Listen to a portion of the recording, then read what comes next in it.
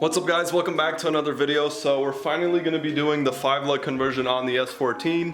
I have pretty much everything I need right in those boxes. Before we open those up, here's one last look at this setup. These wheels aren't the worst looking wheels, but I am pretty excited to take them off and finally throw the RPF ones on. They've been sitting there for a while, so I'm excited to put them to use. To those people that are watching for the actual conversion, there's plenty of videos already out there, so I'm not gonna go too in depth, but I'll still show you guys along the way. It's a pretty simple process from what I've seen, so hopefully it goes smooth. I guess let's just start unboxing everything and I'll show you guys what we got. All right, so when doing this conversion, obviously you need your front and rear hubs. You're gonna need some rotors, brake pads, and don't forget the lug nuts. I ordered those a little late, so they're not here yet. I'm gonna try to work around with what I got. Those should be here soon. So these are the rear hubs. I ended up going with, I think they're the Tomegun. I'm not too sure, but I did not get the OEM ones. They're way too expensive and they don't come with like the hub, it's just the bearing. From what I read online, these had pretty good reviews, so I'm gonna try them out. I'm sure they'll be solid. If you have the chance to go with OEM stuff, I always recommend OEM, but it was pretty much double the price of these and I did not want to do that at the moment, so the rears will be non-OEM. As for the fronts, I ended up going with the OEM. For the price of one of these, you could have bought two of the non-OEM ones, but I decided to just go with the OEMs for now, and then in the rear, if anything, I could always swap those out. But these are super good quality as well, of course, because they're OEM.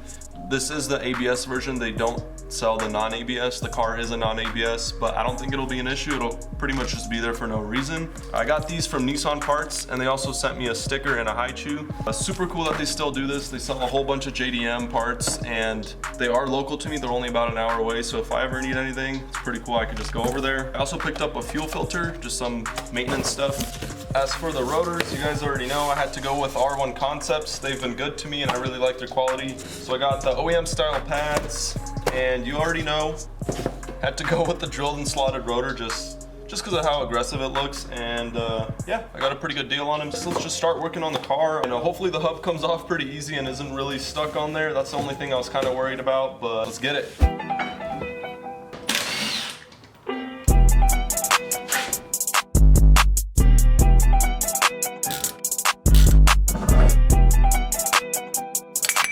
David came just in time because I'm about to take this nut off and I don't have an impact. I was just gonna use like the torque one, so it'll make things a lot easier. Yeah, I need to get one of those. That's the real tool right there. Woohoo! That was like one click. That was crazy. Was it that loose or is it just that strong? No, I think it's pretty strong. Dang, that was easy. Do you have a hub puller? No. You don't think I'll be able to pull it off like this? Right. Look at that. It's already coming off. Oh, that's dude, that was freaking cake. Oh! But it fits. Dude, that is sick. I don't even have to cut anything.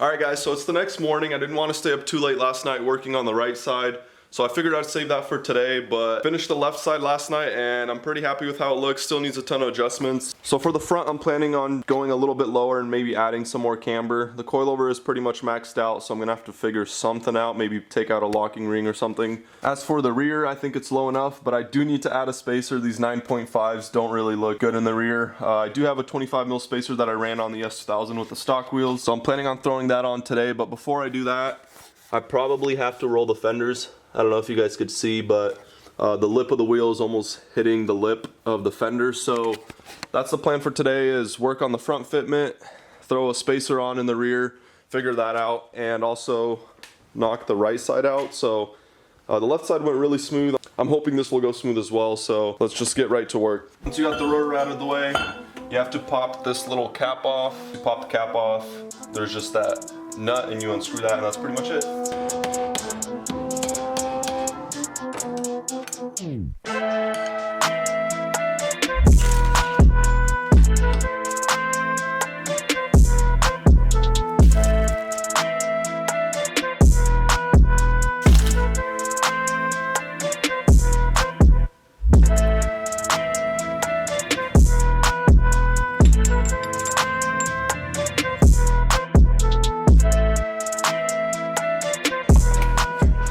For the rear, when you're taking off these 4 bolts from back here, it makes it a lot easier if you turn the axle for each bolt, because it kind of gives you more clearance from the back. So it's just a little tip for whoever's going to be doing this.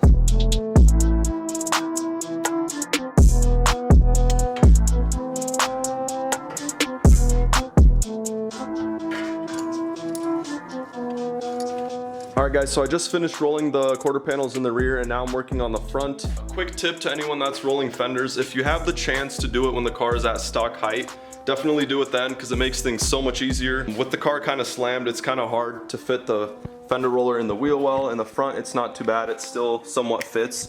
But in the rear, I had to pretty much raise the suspension as much as I could, and yeah, that was not fun. So definitely do it when the car's at stock height. It makes it so much easier. So right now I'm just gonna try to knock the fronts out, throw the wheels on, and then take it out for a drive.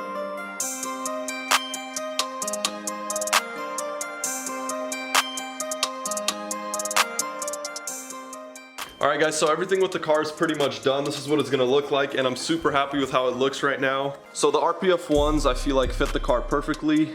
Even though the paint isn't that great, it just makes the car look so much better, especially from this angle. And not to spoil anything, but just being honest, the Zenki front end is really starting to grow on me. Even though it does look like a Camry, I feel like it just looks pretty good with the RPF ones, and especially with all the clear. So yeah, I'm pretty happy with how it looks right now. The only thing left is to throw on my lug nuts. They finally showed up, and I'm gonna show them to you guys real quick. So they are the Muteki SR48. Definitely recommend these to whoever's looking for lug nuts. They're the best bang for your buck. I only paid 60 bucks for them, and they're not like your super cheap Chinese brand. I run these on the S2000 and I've had them for years and they're good. So I'm gonna throw them on the car real quick and we'll go out, get some photos, maybe some videos.